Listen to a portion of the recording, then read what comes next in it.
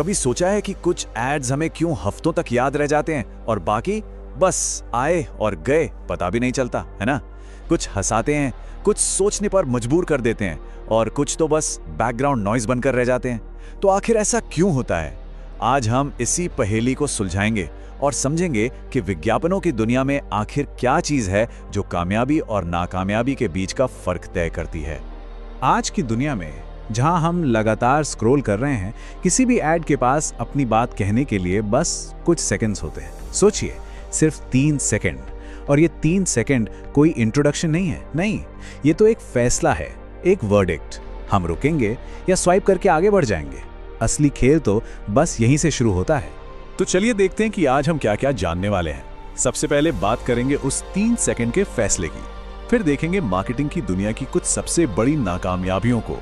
इसके बाद एक बेहतरीन ऐड की एनाटॉमी को समझेंगे, फिर कला और विज्ञान के मेल की बात करेंगे और आखिर में नैतिकता के जरूरी पहलू पर भी नजर डालेंगे।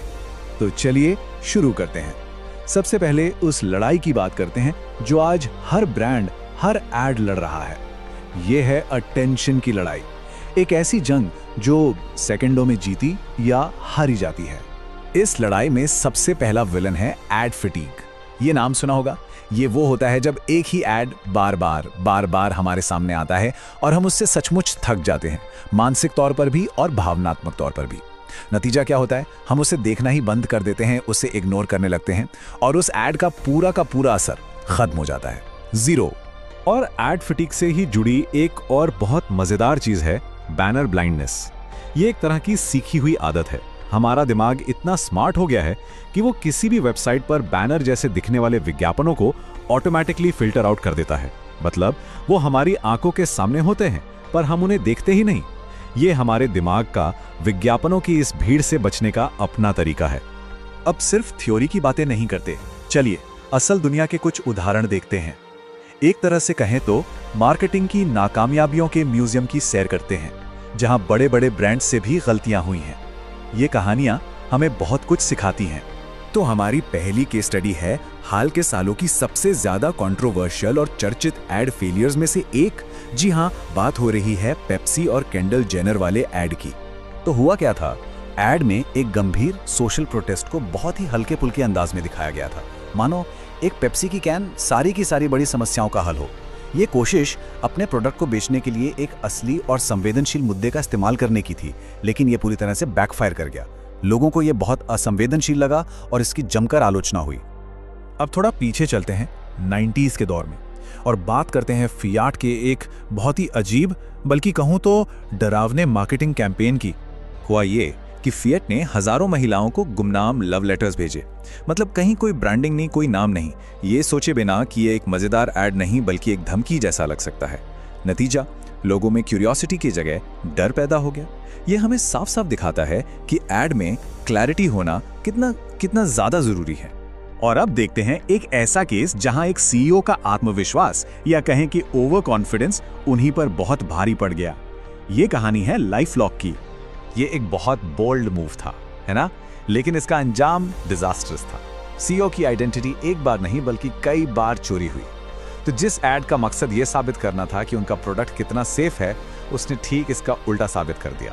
ये ब्रांड के लिए एक बहुत बड़ा पब्लिक रिलेशंस डिजास्टर बन गया। तो इतनी सारी गलतियों से सीखने के बाद अब सवाल ये उठता है कि एक कामयाब ऐड बनता कैसे है? इसका जवाब छिपा है एक बहुत ही फंडामेंटल फ्रेमवर्क में, जिसे द कन्वर्जन ट्रिनिटी कहते हैं। तो इस ट्रिनिटी के 3 पिलर्स हैं। पहला, रेलेवेंस यानी प्रासंगिकता। मतलब अगर कोई रनिंग शूज खोज रहा है तो उसे रनिंग शूज का ही ऐड दिखे, हाइकिंग बूट्स का नहीं। सिंपल। दूसरा है वैल्यू। ऐड को साफ साफ बताना चाहिए कि आपका प्रोडक्ट क्यों खास है। और तीसरा, कॉल टू एक्शन। ऐड को यह भी बताना चाहिए कि अब आगे करना क्या है, बाय नाउ पर क्लिक करना है या लर्न मोर पर। एकदम क्लियर इंस्ट्रक्शंस। लेकिन सिर्फ एक अच्छा फ्रेमवर्क होना ही काफी नहीं है। एक सच में बेहतरीन ऐड बनाने के लिए 2 चीजों का मिलना बहुत जरूरी है, आर्ट और साइंस, यानी कला और विज्ञान। तो पहले बात करते हैं आर्ट की, यानी कनेक्शन बनाने की कला। याद रखिए, लोग प्रोडक्ट के फीचर्स नहीं खरीदते, वो एक कहानी खरीदते हैं, एक एहसास खरीदते हैं, एक अच्छी स्टोरी, सही साउंड डिजाइन जो इमोशंस जगाए और ऐसे एक्टर्स जो बनावटी मॉडल्स की तरह नहीं बल्कि असली इंसानों की तरह लगे। यही वो चीजें हैं जो दर्शकों के साथ एक गहरा इमोशनल कनेक्शन बनाती हैं। और जहां आर्ट है वहां साइंस भी है। ये है प्रूफ का साइंस। आजकल एड टेस्टिंग के ऐसे टूल्स हैं जो हमें ये बताते हैं कि कौन सा क्रिएटिव आइडिया सच में काम कर रहा है और कौन सा नहीं। ये अंदाजों को डेटा बैक्ड नतीजों में बदल देता है। इससे हमें पता चलता है कि कौन सा एड, कौन सी तस्वीर या कौन सा मैसेज लोगों को सबसे ज्यादा एंगेज कर रहा है। तो ठीक है, हमने एड को रेलेवेंट बना लिया, इफेक्टिव बना लिया, लेकिन क्या बस इतना ही काफी है? एक और बहुत जरूरी पहलू है जिसे अक्सर नजरअंदाज कर दिया जाता है और वो है एथिक्स यानी नैतिकता। ये एक बहुत बड़ा सवाल है। सोचिए, कोई एड इफेक्टिव तो हो सकता है, वो सेल्स भी ला सकता है, लेकिन क्या वो नैतिक भी है? क्या वो सही मैसेज दे रहा है? यह हमें सिर्फ स्ट्रैटेजी और नंबर से आगे बढ़कर हमारी मॉरल रिस्पॉन्सिबिलिटी के बारे में सोचने पर मजबूर करता है।